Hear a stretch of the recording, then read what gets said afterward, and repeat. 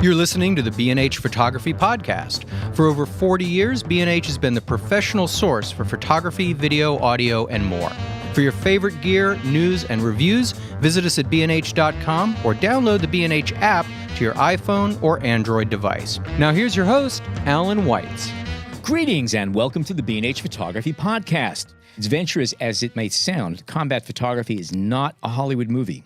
Commercial photography might be competitive, but I don't think any photographer has ever been taken hostage or gone missing while jockeying for a good vantage point during Fashion Week or courtside at Wimbledon. Our guests today include Dr. Anthony Feinstein, a neuropsychiatrist and professor of psychiatry at the University of Toronto.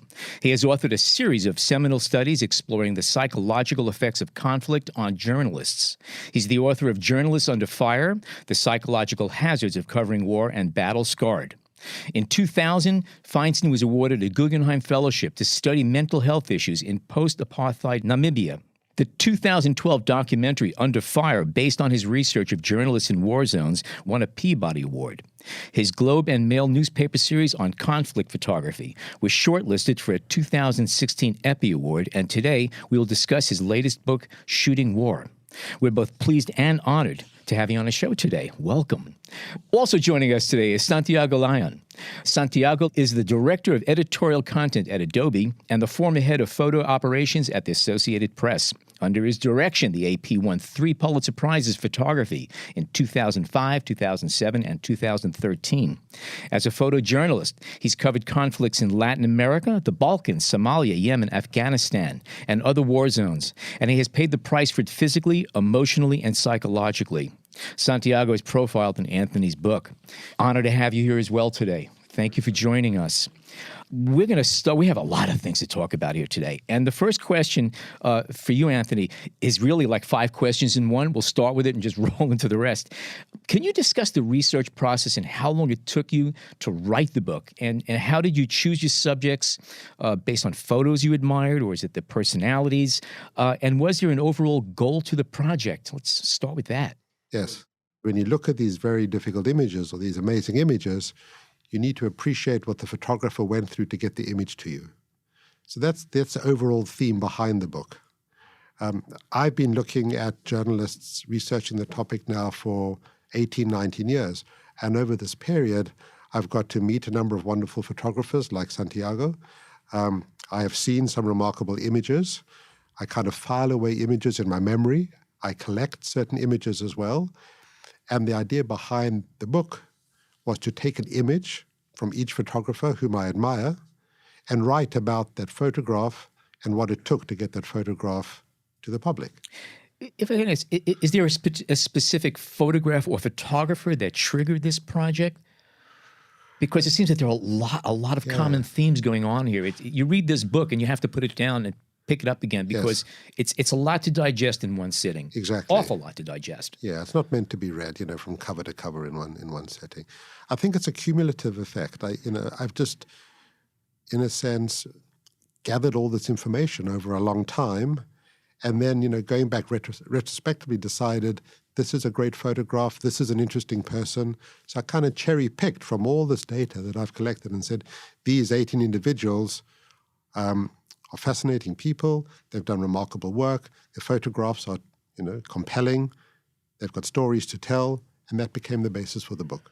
Now, just one fast thing, is it the photographs that first got you interested in it, or was it a story of a particular journalist that first gave you the seed for this project? The majority is a photograph. You kind of look at this image, it's a compelling image. Okay. So I would say overall it was a photograph, but along the way I do meet some really interesting people, and then you go in search of their photographs. So it kind of cut both ways. But I think on balance it was more the photograph, and I worked backwards from the photograph. Interesting. Not always the most well-known photo by some of these photographers, though. Is that true? It seems to be that you wanted to pick a photo that demonstrated their work and perhaps what they suffered. Yeah. Excellent. I mean, that's exactly it. I mean, It's a photograph that resonated with me, and I thought that would tell a story, and it didn't always turn out to be, the most famous photograph. In some cases it did with Don McCullum, but with other photographers, no. Right.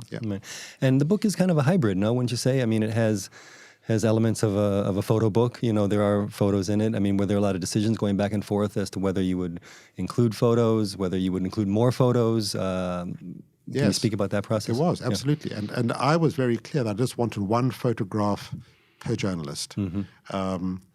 The publisher was thinking about, well, let's have multiple photographs. But I think, you know, there are a lot of photography books out there with lots of photographs of you know, more photographers. This is a different kind of book. Mm-hmm. I didn't want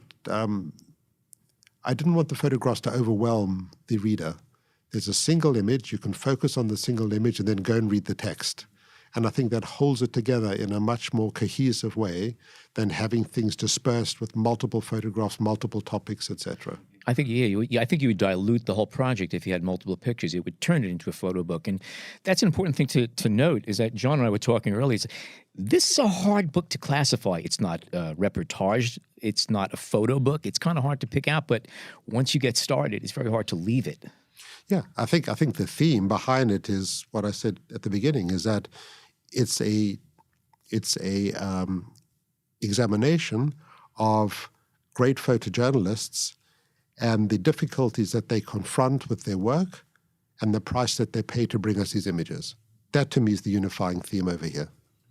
Can you talk a little bit about, or if you noticed any particular characteristics that threaded through all the photographers? I mean, obviously, we talk about, you know, risk-taking and things like that, but there's a whole lot that go into making a great photojournalist.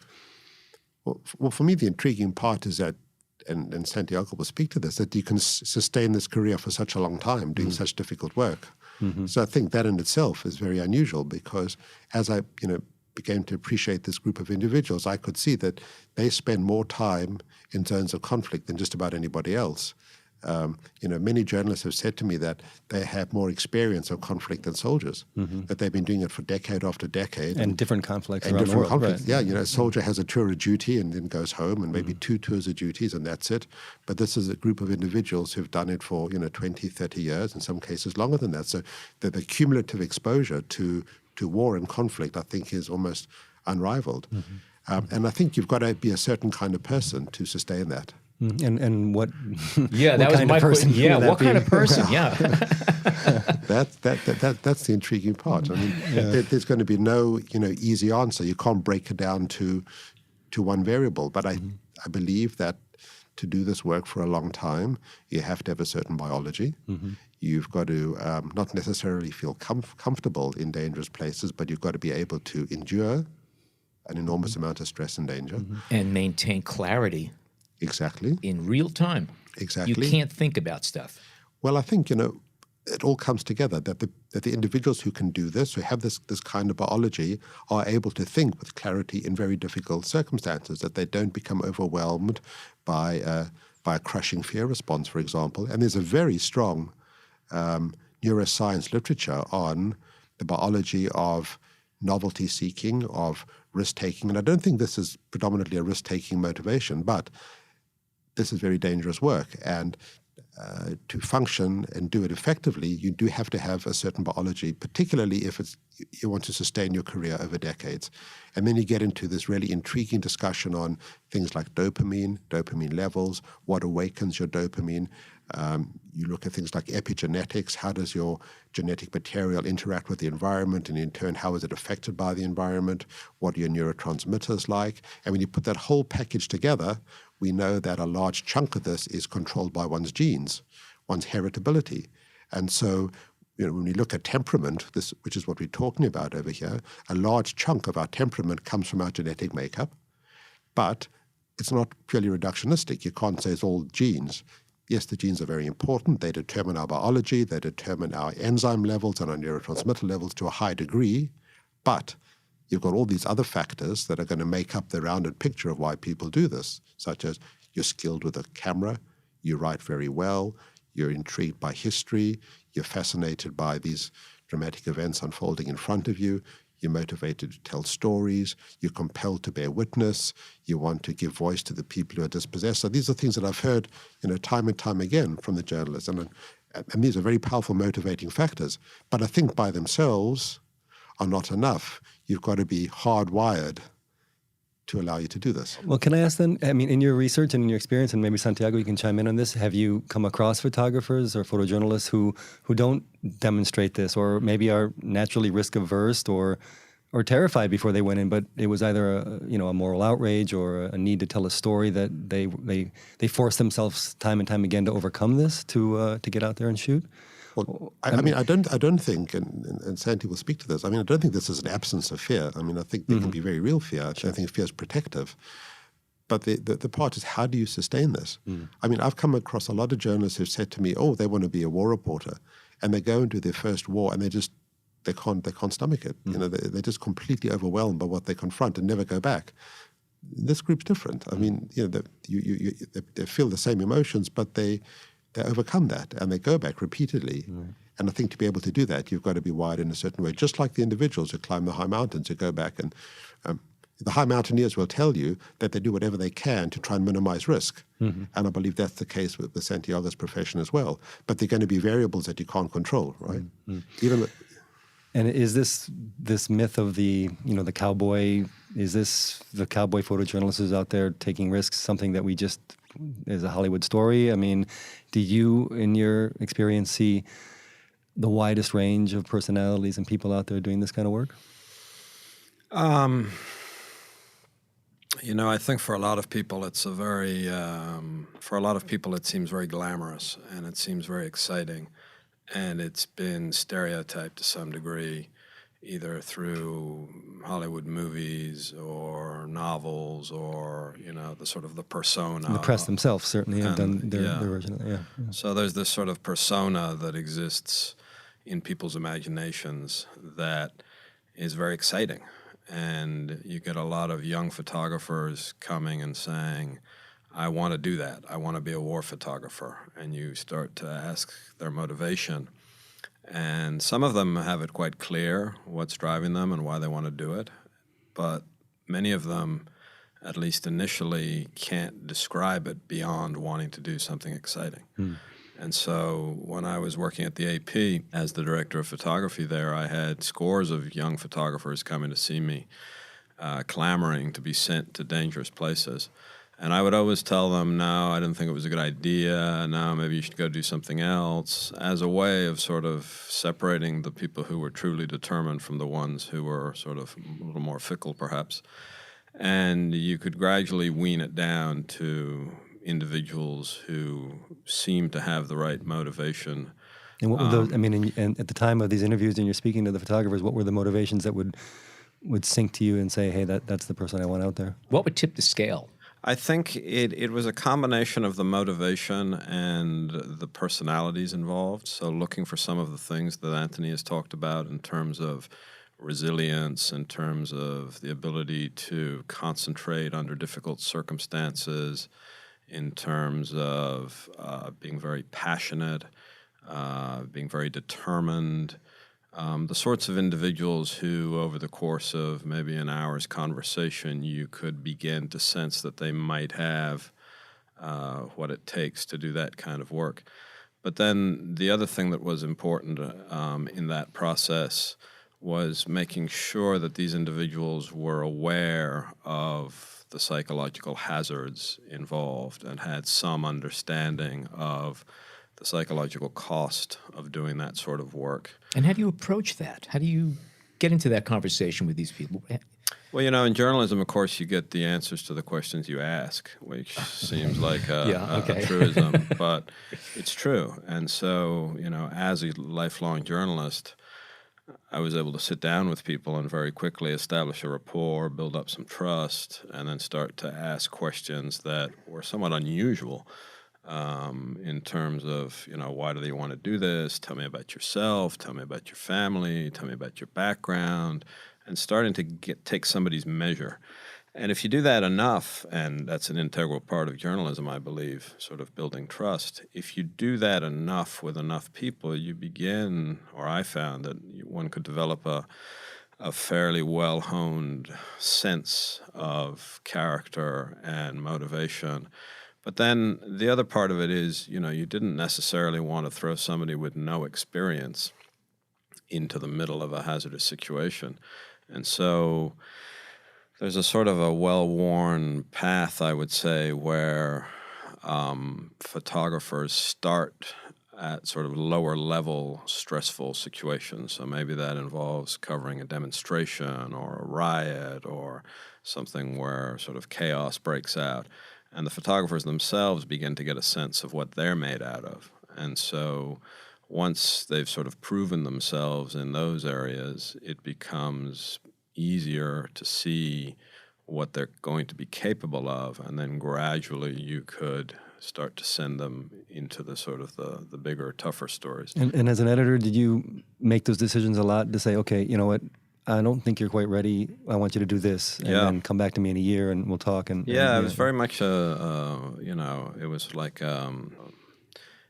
a lot of time was spent developing people. Mm-hmm. And one of the reasons for that, of course, is because typically after a certain amount of time, people's change, their situation in life changes, their bodies physically change in terms of their brain and the physiology of their brain and their psychology and all that.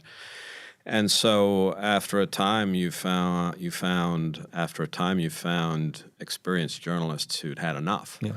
And who wanted to go do something else. And so there was a sort of a practical need to replace those people over time. And so what I found at some stage, I think, around the time of the Libyan Revolution, if I recall correctly, we had sent in a stream of AP photographers to cover that story, and it was becoming harder to find people because the usual individuals who we would count on for those stories collectively were no longer interested because they had matured, or their lives they'd had children, or they wanted to, or they'd covered or they got Iraq tired, and Afghanistan, psychologically tired, or physically tired, or whatever. So we had to identify a whole new group of people to take their place, and initially it's quite a daunting proposition in the sense that you're identifying younger, less experienced people. You're training them, giving them experience, giving them equipment, giving them training, and preparing them for war, knowing that in all likelihood 5, 10, 15, 20 years down the road, those individuals were also going to want to go do something else. Mm-hmm. So I found that a little bit disturbing initially until I became more aware of the fact that we weren't forcing these people to do this. Mm-hmm. This was very much a volunteer operation, and the people who we were sending to these stories, we were sending them because we felt they were capable, but also because they wanted to go there. Can I ask you maybe to look back on your own career as a journalist? Can you talk about your motivations when you started and as they evolved and changed? Sure. Okay. So I started in this business very young. I got out of high school and decided to take a gap year, and I'm still on that gap year 35 years later. There's no rush. No rush. Yeah, I might go back to university at some point.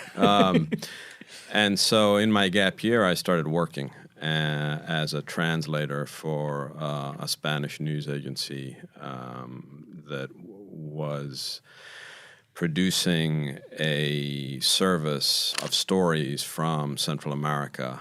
And we're talking here in the mid-1980s when, Central America was on fire with insurgencies and all sorts of stuff going on. El Salvador, Honduras, Guatemala, Nicaragua, all those countries. And so as a young man, I was reading these stories and translating them from Spanish to English.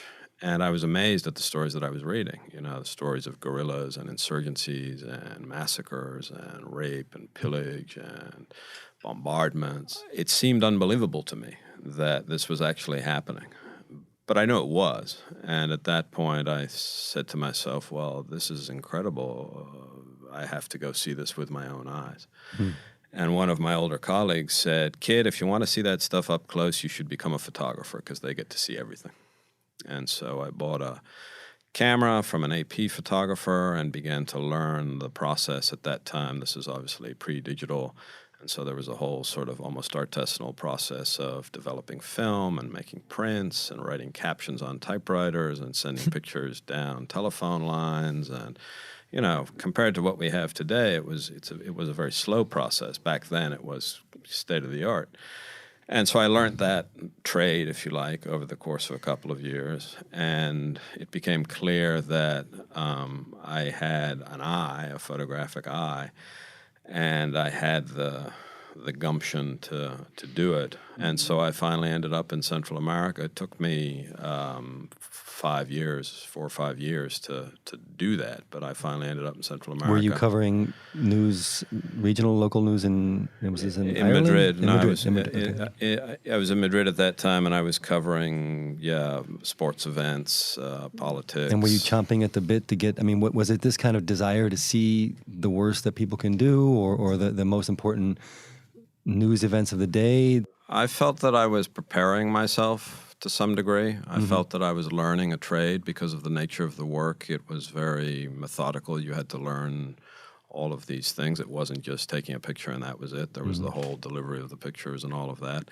And then in the course of that day-to-day work in Spain, covering, the events of a major European capital, I was exposed to a certain amount of violence through demonstrations that were happening at the time, student demonstrations, riot police, tear gas, rubber bullets, all that sort of stuff.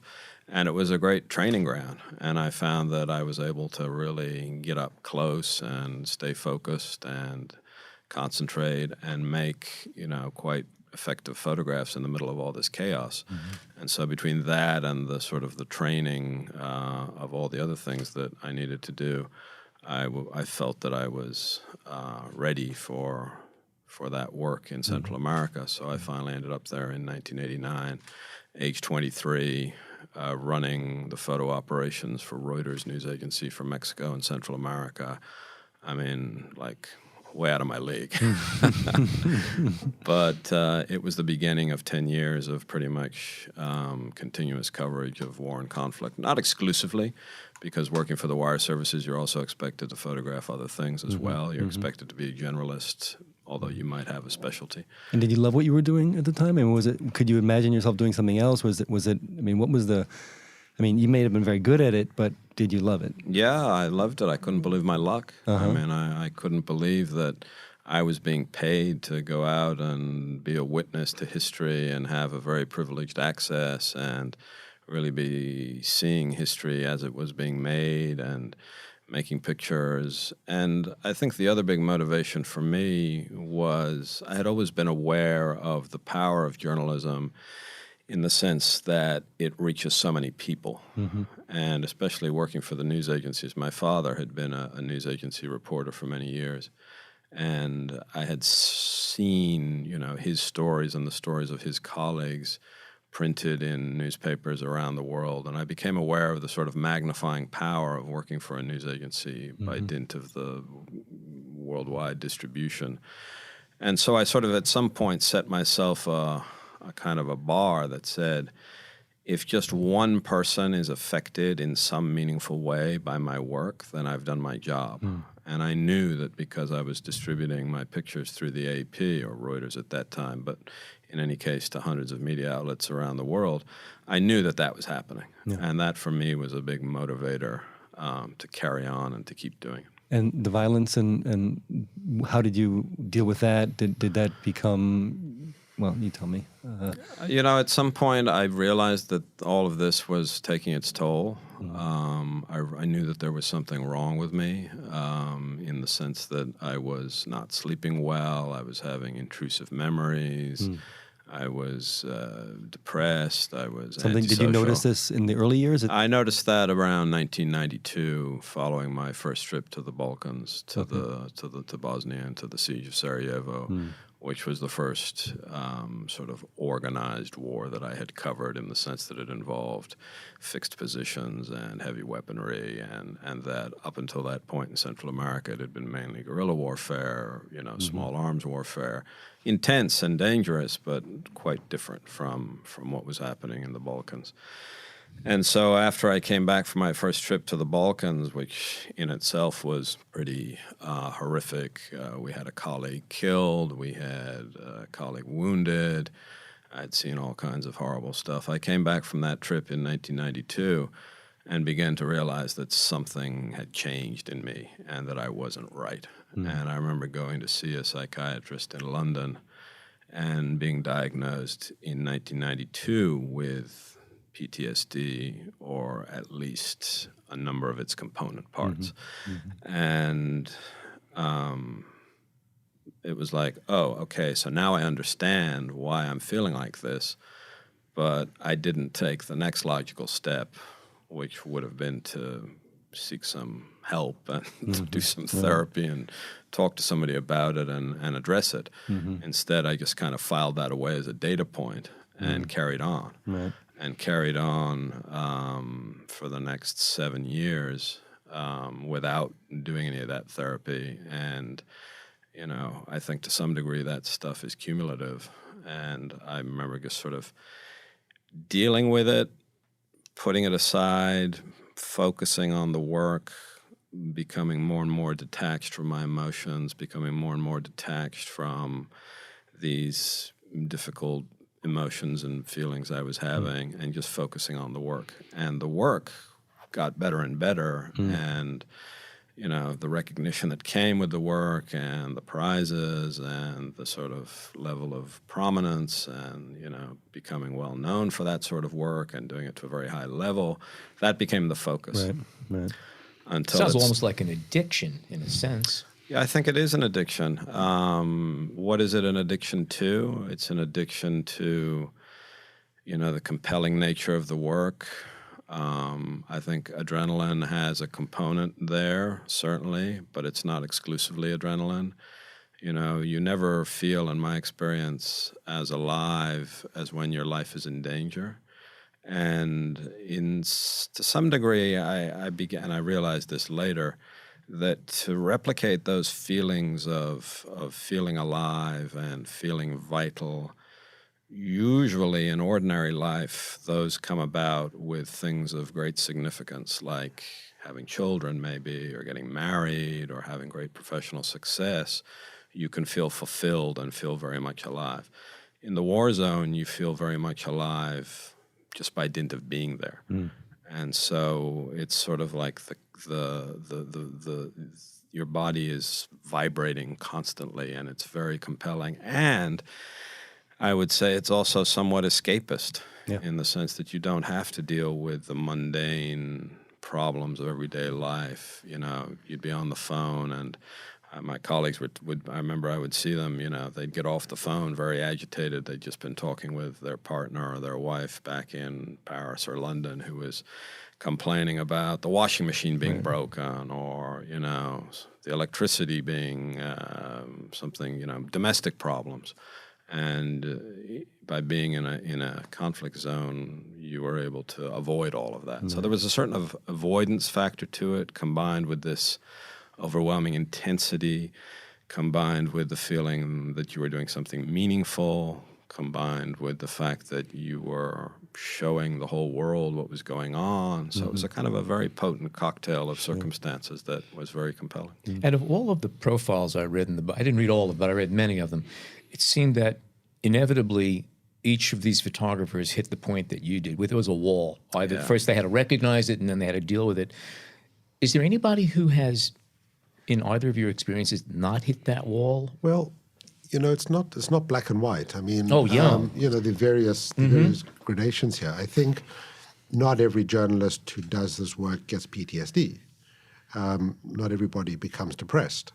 I mean, New Jersey Transit can do that to you also, but this is a whole different ball game here. Exactly. And, you know, everything in my profession in psychiatry lies along a continuum from, you know, mild to severe. And so you will get, you know, numerous variations on how people adjust to it. But my sense is that everybody is affected by what they do because it's such powerful, compelling work, and what you see is so remarkable. So people will respond to that in different ways. I think everybody responds to it in a positive way. The downside of it is that you do leave yourself open to getting hurt physically, and some people get very bad injuries. there is the heightened risk of PTSD, but it's a mistake to think that the whole profession has PTSD, because they don't. You're going to be at risk for depression, relative to the general population, but not everybody's depressed. So there are multiple possibilities here. Can you talk a little bit about, I don't know if this is you coined this phrase, but moral injury and, distinguish it from PTSD and yes, I didn't. That's not my term. Okay. But moral injury is something that the military have known about for a long time. Mm-hmm. The soldiers would come back from the war in Iraq and feel that they'd been told one thing before they went, and then they'd get there and confront a different reality, and they'd felt somehow that they had betrayed their moral compass, that they'd done things that were wrong, and then they come back home and they feel guilty about what they've done. I mean, moral injury is linked to two predominant emotions, which are guilt and shame. And it arises from a sense of you feel you've transgressed your moral compass, that you've done something that was morally wrong. Or in the case of journalists, maybe your news organization has not behaved in a morally acceptable way, or your colleagues haven't behaved in a morally acceptable way, and that can affect you and leave you feeling very distressed. But it's not a mental illness. That's very important. It's not a mental illness. But it can cause distress. And evidence shows that if it's not dealt with, that can become a conduit to something like PTSD or depression. What's interesting is that the study that we did a year back in Europe, looking at journalists covering the waves of migration arriving in Europe, we didn't find high rates of PTSD in this group or depression, but we found quite a lot of moral injury. And you can quantify it. There's a rating scale for it. And the moral injury arose because of the nature of the decisions that they had to make. And there were this could arise in multiple ways. They would be on a beach, and refugees would arrive, and the refugees couldn't swim. So what do? Do you wade in to try and save them, or do you take the photograph? And if you're wading to save someone, who do you save? Do you save the child or the adult? Or if it's a child, which child? Because there's more than one. And then once you've saved someone and you're on the beach and there are no aid workers around, then what do? Right. You put someone in a car and drive them to a hospital, but you can't put everyone in your car because there are too many. So who do you choose?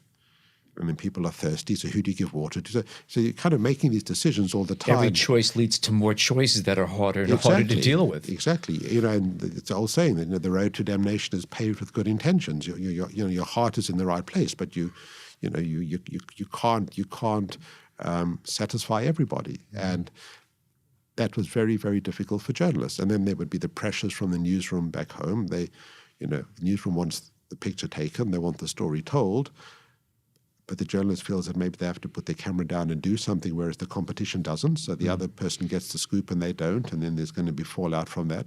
So you can start seeing how these things play out the whole time. And that was very difficult for the journalist. And Santiago, what would you say to a photographer who came back and said, I didn't get the photo, I had to go into the water and put my camera down? I think you would praise them for being good, moral people. I mean, at the end of the day, we're people before we're anything. I had a couple of experiences in Bosnia where I took people to the hospital. I remember taking an old lady to the hospital who'd been wounded in the street. I remember taking a young child for the same reason. And, that was the priority. And I made the mistake the first time of telling my bosses back in New York that that's what I'd done. And they were quite upset with me because at that time, from their perspective, they thought that journalists should not participate in stories and we should just be neutral observers. Boy, that's a tall order. Yeah. So, I mean, things have changed. I think there's more understanding now, perhaps in some areas. But I remember after that, I just determined that I was going to continue to behave in what I thought was a, upstanding way, and I just wasn't going to talk about it to my bosses. And was that something you were able to sustain throughout all the years you were doing that? Yeah, I mean, there's always a balance. If there are trained professional people on site, then you should probably get out of the way and let them do their job. Yeah. But in the absence of those individuals, when somebody needs help, you give them help. Right. And you profile in your book a few photographers who saw something and they didn't react or they didn't intervene, and that became maybe the beginning of a life change for them, where they then would intervene or in some cases refused to intervene. I imagine you came across that a lot, no? Yeah, I mean, I think there was this, there is this French photographer, Laurent Gay, who feels compelled to intervene repeatedly in very dangerous situations. Right. So when she was working in the Central African Republic, where there were militia roaming around, killing people from different ethnic groups, and she would arrive at the scene of one of these killings, she felt compelled to try and stop it, which was extremely hazardous to her. And other journalists would tell her, "Don't do this. This is very dangerous. You're putting yourself at a very high risk." And her response was, "If I don't do it, I don't feel good about myself." And this is an attitude that she brings back to her work in Paris, where she films, migrants and refugees who end up in Paris, and she feels compelled to help them financially, or in one case, put someone up in a hotel overnight. And so she just feels this moral imperative to do this, which is understandable, but it's never enough because the need is so great. I wonder if, and this is a bigger question than we can all answer, but is photography and photojournalism the right job for her, in the sense that if her goal primarily is to help as many people as possible, if there could be other outlets for that? Well, I think she also feels that she helps people with her photographs, because she gets the news out, and she tells a story with her photographs. But along the way, when you do this work, you come across all this human misery, and so that's where the moral dilemma comes in. Absolutely. Well, it seems like she struck a balance that seems to be working for her for the most part. Well, it's intriguing because many of her more experienced colleagues say to her that she's gone too far.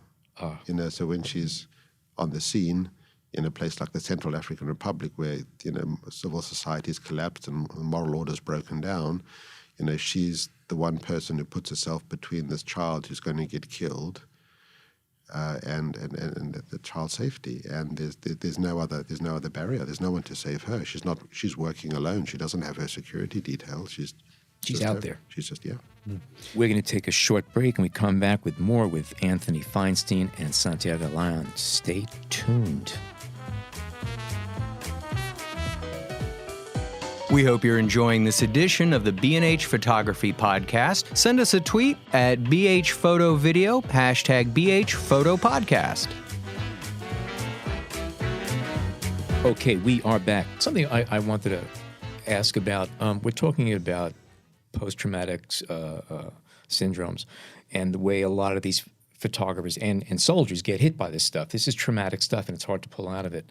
I once had an interesting conversation with a psychiatrist, and she was talking about that, and she said that there's a flip side to that too, and she called it post-traumatic growth syndrome, in which people who have been through serious, heavy, traumatic experiences, rather than crash, haven't actually used it as a place to build from. It gave them a new perspective, and they grow from that.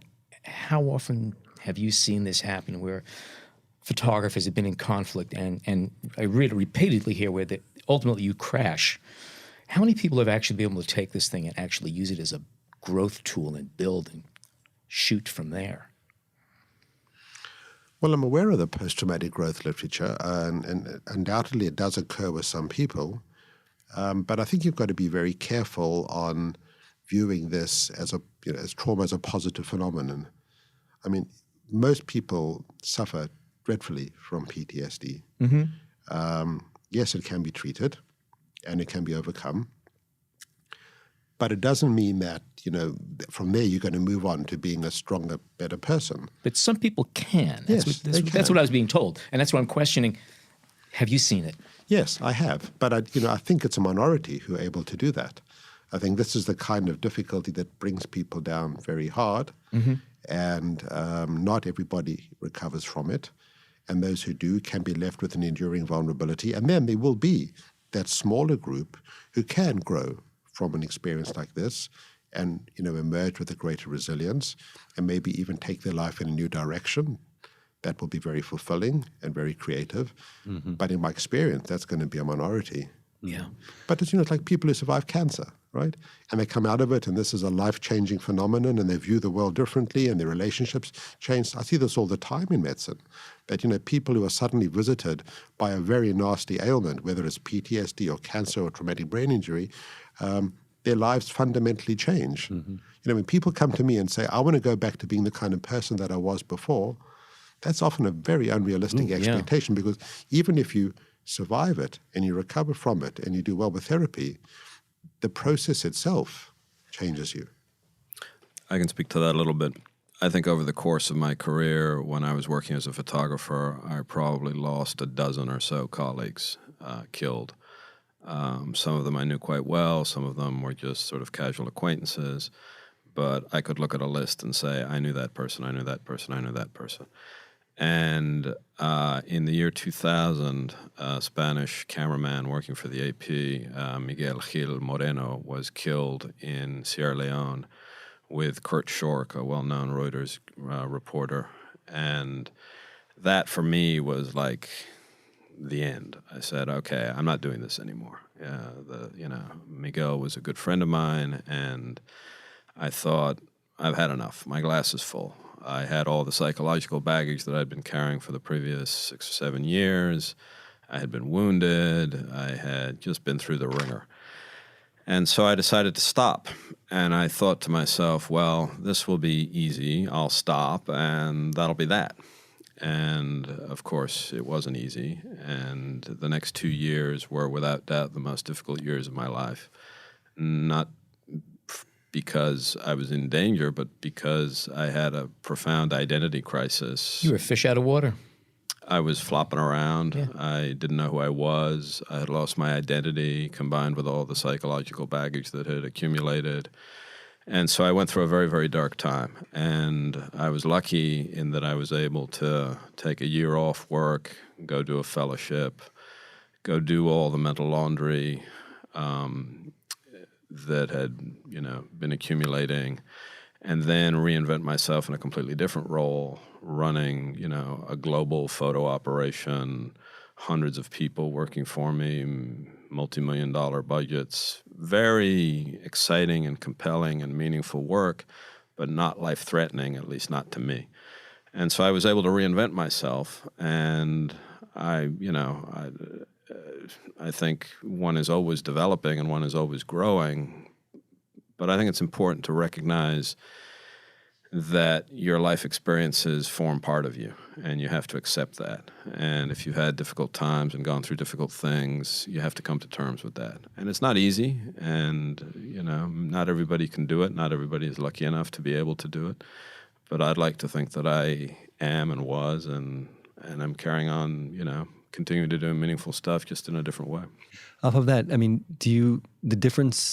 what kind of differences do you feel in terms of sending somebody else into harm's way as opposed to yourself going into harm's way? And that was, that was another blow. I think when I took the job to run the AP photo department, my biggest fear was that somebody on my watch was going to get killed. And in a big organization like that, you do what you can to minimize the risk. You give people training, you develop people professionally, you give them safety equipment, you plot out their movements, you do everything that you can. But as we know, in war situations, there's bad luck. You run into the wrong person, bad stuff can happen. And so it was in 2014, I got a phone call informing me that somebody working for me had been killed in Afghanistan, who happened to be a good friend of mine, the German photographer Anja Niedringhaus. And so that really marked, that incident really became the sort of the end of my sort of, what am I trying to say here? That incident was so upsetting to me because it had confirmed my worst fears, that after that I sort of became disengaged from the job, and a couple of years later I went and did something else. Okay. But you knew that it was inevitable that something like this is going to happen in such a large organization covering so many kind of conflicts. Yeah, the chances... You actually had a good run, I would say. Yeah, I had 10 years. Yeah. And then it happened. And in the meantime, other stuff had happened. People had been blown up, people had been abducted, all kinds of stuff, but nothing like that. So I had a good run, but, it caught up. Can you speak a bit to, maybe I'll ask this to Santiago and then Anthony. The first one is a bit about the camaraderie amongst journalists, photographers, especially when you're in war zones. Does that serve as a way to ease the pain and make it easier, or does that end up becoming competitive, or is you just all too focused on what you're doing that friendships? How does that help when you're in these situations? I think it helps. I think there's a real camaraderie there. Shared risk often draws people together. And I've noticed it as the years have gone on, like as the friendships have lasted. I'm in touch with maybe a couple dozen people still with whom I shared experiences over the years. And I would say our bonds are very strong. But at the time, was it a way to maintain your health and your sanity? I think it helped because people who have shared those experiences understand what you're talking about. Yeah. And it's difficult to explain what you've been through to somebody who hasn't been there. Yeah. You either don't have the means to describe it accurately, or they don't have the means to understand what you're saying, or some combination of the two. And so, you'd be telling people profound stuff about your life, and if they hadn't been there, if they didn't have an understanding of what was involved, you'd see them sort of switch off and lose interest. It was too much for them. Because for most people, who have everyday, ordinary lives, those sorts of experiences are unimaginable. Well, it's interesting. Last week, the episode we had was on Flight 1549, the flight that went down the Hudson, and everybody walked off the plane.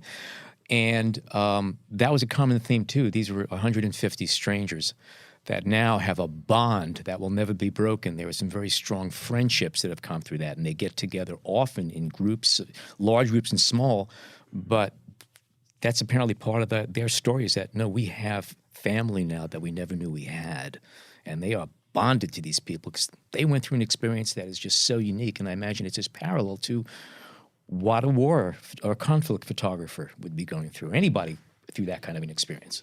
Yeah, I think that's true.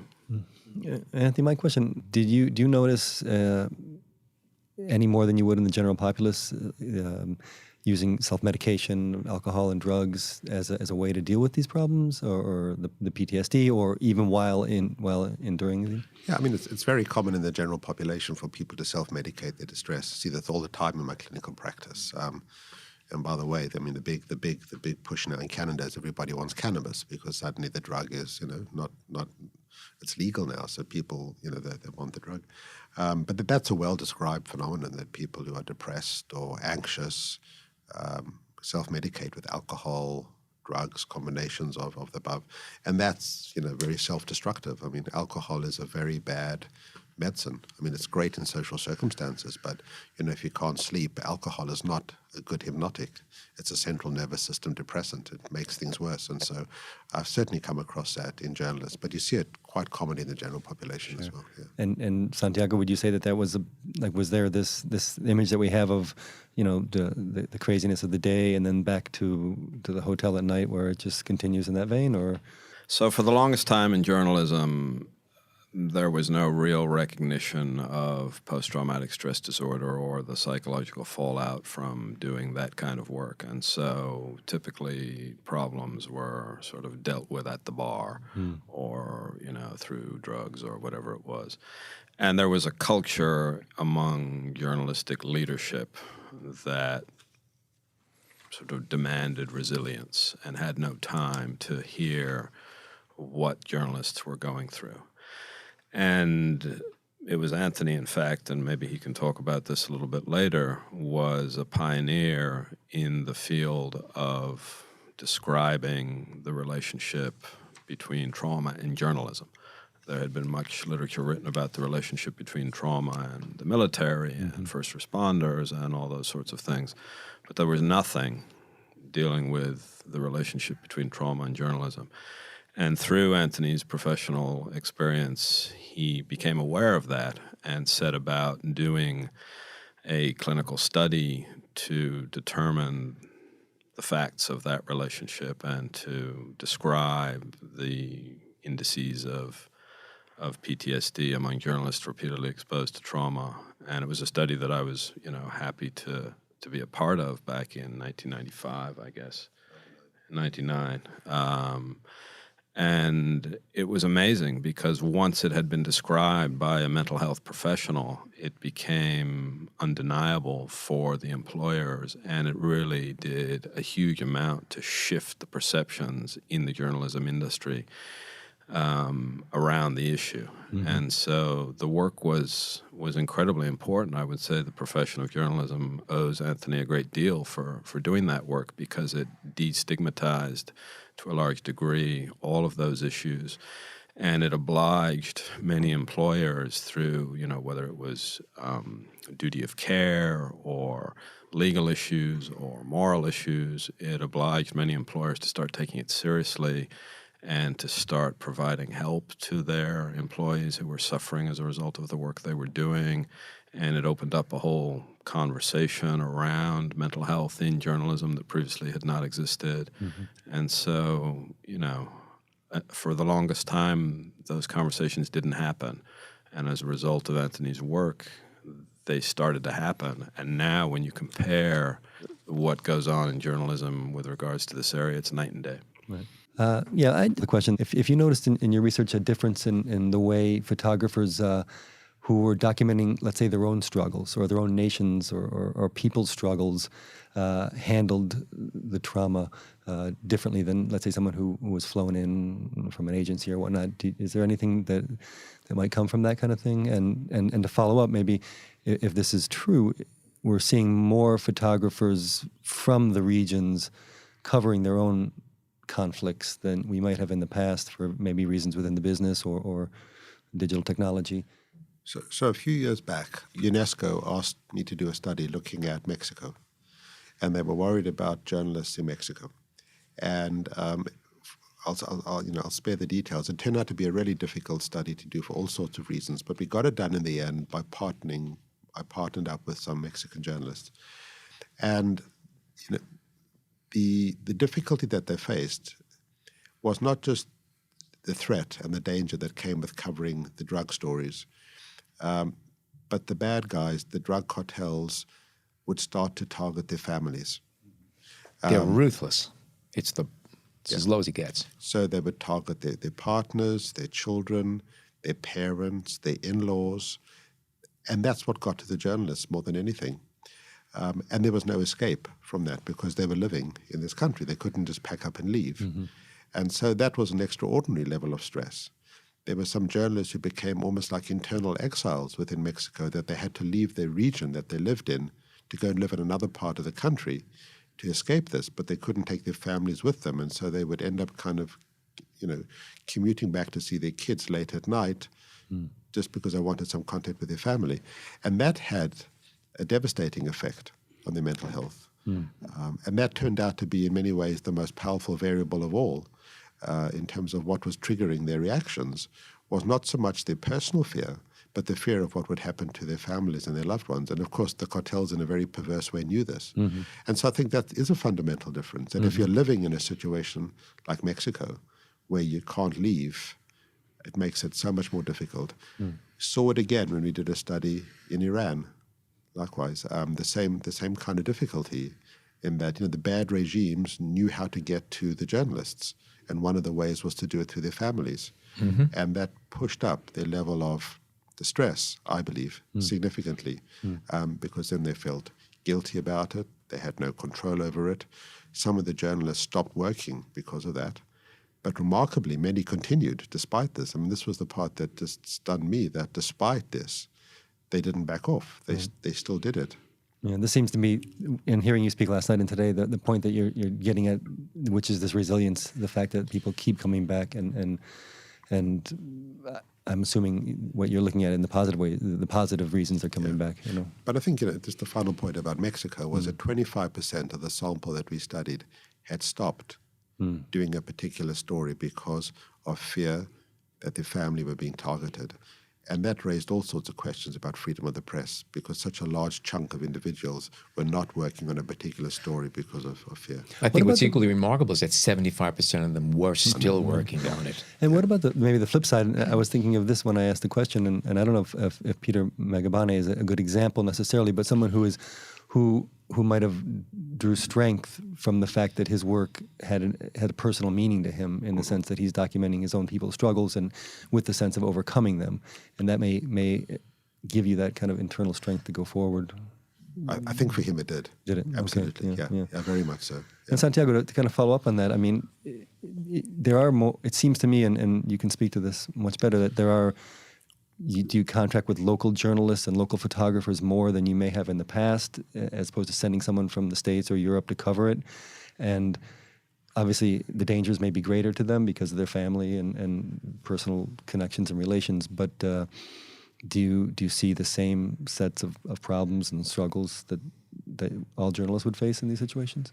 Yeah, I mean, traditionally, journalistic organizations would send foreigners in to cover stories because they were trained in what the organizations needed. They knew how to operate all the equipment back in the day. And so there was a sort of journalistic colonialism almost. People were being sent into countries that they might not know very well, they might not understand very well, they might not speak the language. And over time, probably starting in the late 1990s, early 2000s, with the sort of digital revolution and the ease of delivery of information through digital technology, organizations began to train local journalists how to cover stories, photographers, reporters, videographers. And so now most organizations, the vast majority of people covering the world are from the countries or the regions where the stories are happening. And so the advantages of that are that they understand the stories better, they understand the culture and the history of the countries that they're covering. The downside, of course, is that they are living those stories every day, and so they don't have the luxury of being able to leave as a foreign correspondent might have. And, of course, they're much more vulnerable as a result of being from those countries and regions. They're much more vulnerable to pressures by power brokers, whether they're governments or criminals or military or whatever it might be. And so it's easy for those power brokers to pressure them. And the other thing that's happened, of course, is that once upon a time, it was unusual that the person in the country that you were covering would ever see the results of your work. Because if you were, photographing for the AP or Reuters, newspapers were the primary delivery of information, and so the militiaman at the checkpoint would probably never see his picture in print. Nowadays, of course, with everybody having iPhones and connectivity or internet cafes or whatever it might be, the chances are very good that that person is going to see the results of your work. And so journalism for the power brokers became more threatening, and their reaction has been more violent against the journalists. Right. So in some ways, while technology has facilitated the spread of information around the world and given us deeper understanding of what's happening, it's also made the profession of journalism more dangerous, in my view. Mm-hmm. One quick question also about, you included in the book Charles Porter, who was not a photojournalist. What decisions did you make to include him? And obviously, at least from what I read, the trauma and the sufferings that you talk a lot about in the book didn't seem to affect him. And can you talk about that a bit? That's the exact reason. I mean, so the first series. Well, let me jump in real quick. Charles Porter was an amateur photographer who was on site during the Oklahoma City bombing. Yeah, he was a banker. He worked in a bank in Oklahoma City, and he heard this big bang, and he always kept his camera with him. I think he was a wannabe photographer, and just kind of ran outside to see where this noise had come from, and he was basically the first on the scene of this, the worst domestic terrorist attack in this country, and took pictures and ended up winning a Pulitzer Prize for one of his pictures. And but he was an interesting man because he liked photography, but he never had this compelling drive to do what Santiago's done. He took those photographs. On the way home from work, he stopped at Walmart and he handed in his Is that true? thing. Yeah. Yeah, he had it developed at Walmart, and then when he came back to pick it up, someone said to him, "You've got some interesting photographs here." He really had no knowledge of what he'd really done. Wow. And why did you decide to include him? First of all, the photograph is just such an incredible photograph. it illustrated something that Susan Sontag said, that photography is the one art form where you may, for a very brief period, get by without any huge skill or training, because in the luck of the moment, you get this remarkable photographer, Right. and that's Charles Porter. He ended up winning a Pulitzer for a photograph. Many great photographers have not won that. Sure.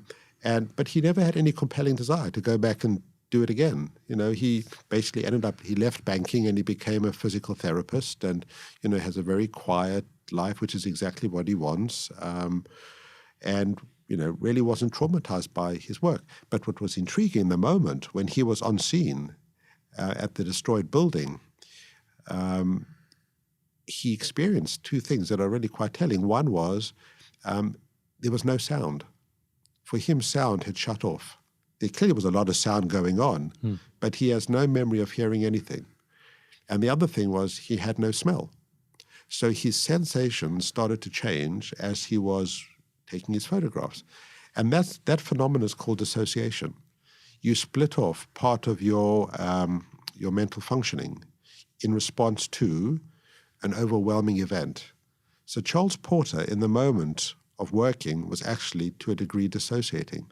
And when he came to speak about his photograph afterwards, because for a period this became a very celebrated photograph, and he was on talk shows, and he had this, this short-term fame, whenever he went back to revisit it, he would become intensely anxious. At the time, he didn't feel it. The dissociation, I believe, protected him in the short term, although it's a negative thing. But when he revisited it, his consciousness for the moment, the anxiety would come back. And he would say it was really a very uncomfortable phenomenon for him to think about it and be on set to talk about it and feel so intensely anxious.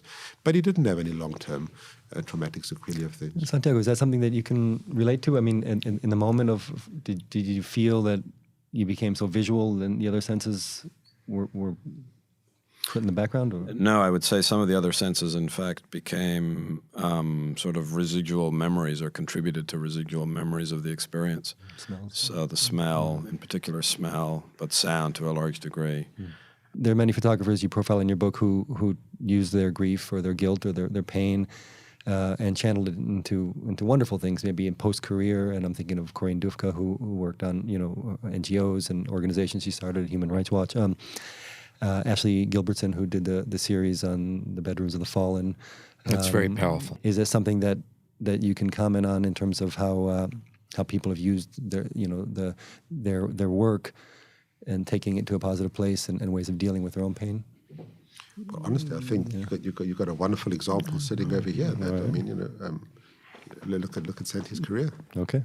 I think there's something, in my experience, a lot of people who do this line of work are very generous individuals. And they're generous to the point that they're often putting themselves in harm's way and sacrificing their mental health in order to tell stories, in order to show the world what's going on. And so that generosity, I think, carries on often. So when they stop going to war for whatever reason, you'll often find them doing things that are beneficial to individuals or society as a whole. Performing service. Performing service, yeah. I think there's a real service. I mean, because in some ways, this profession is a vocation. It's not just a job. It's a way of life. And it's a calling. And so, I think there are certain similarities between journalism and social workers or people who do good for societies as a whole. I think a wonderful example of that is Sebastian Salgado, who, when he took a break from his work covering migrations, and he felt completely depleted by his work, physically run down, and his immune system was compromised by his exhaustion, he took a break and he went back to his home in Brazil, and the farm that he had been given by his father was deforested, and the land was basically really? Destroyed, and he started to plant trees and started and brought back an ecosystem. The most remarkably creative work, and used nature, restored nature as a way of part of his healing process as well. And in my case, I would say I spend a lot of time teaching. Like I'm regularly teaching workshops and classes at the International Center of Photography here in New York and other places. And it's my way of giving something back to the profession that's given so much to me, and helping to prepare a new generation of photojournalists, and helping them take stock of what it is they want to do and helping them succeed. And actually, that's perfect lead into my last point, which is, do you see that in the next generation coming forward, and maybe with the help of books like this and Anthony's work, and what your generation has seen and gone through, changes that will be made in the future to make, hopefully, lessen some of the trauma we're seeing in the journalists? I don't know if we'll lessen the trauma we're seeing, because it's a little bit like trying to get into a swimming pool without getting wet. You're gonna, or at least have the training beforehand and the tools afterwards. I think preparation is important. You see now a lot of workshops designed for freelance journalists around safety, around mental health, around first aid. So I think journalists are arguably more prepared than ever to wade into world events. But of course, the whole journalism world is changing and has shifted and has become more fractured and more difficult to make a living. But I would say the young people that I deal with who are getting into this line of work now, the ones who will succeed, and it's always a small percentage, are very well prepared and very savvy. Last point, the changing of the nature of the business.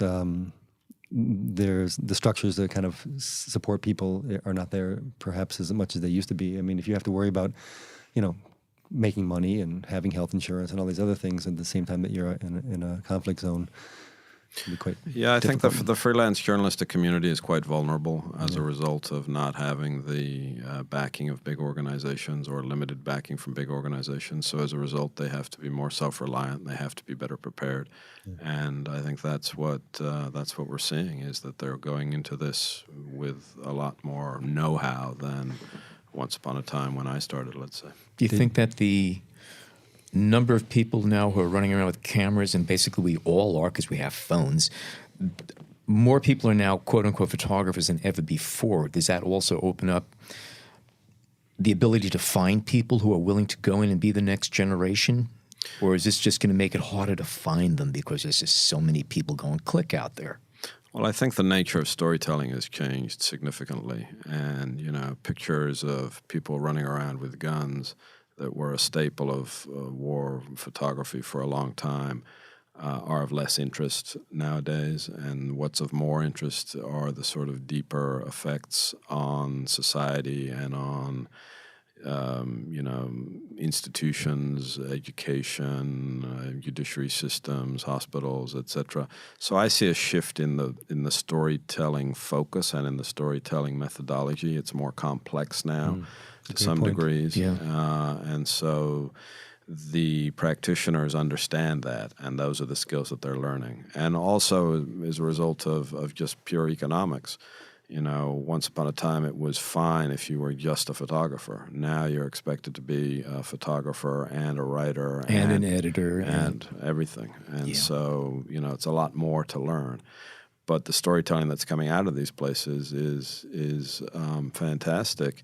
And that's also due, I think, in large part to better or more diversity of the storytellers. If it's predominantly white men doing this historically, now you have a much more diverse group of people, many more women, many more people of color, and they're, of course, able to access aspects of the story that were off limits in many cases to the traditional practitioners. Interesting point.